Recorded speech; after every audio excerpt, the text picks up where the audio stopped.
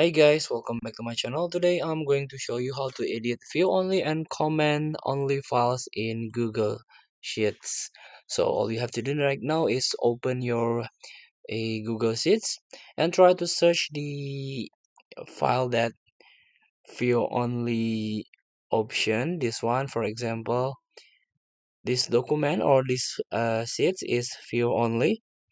You cannot edit this document or even commenter this a document, so you can only view all the text here, but there is a way to edit these sheets by make a copy by click the file here and make a copy here, click and click make a copy, or you can rename the file here, but I want to leave just like this, copy for blah blah blah, make a copy, and immediately this copy the file of the copy files will be pop up on your web, and you can fully edit this copy of file, this one, as you can see.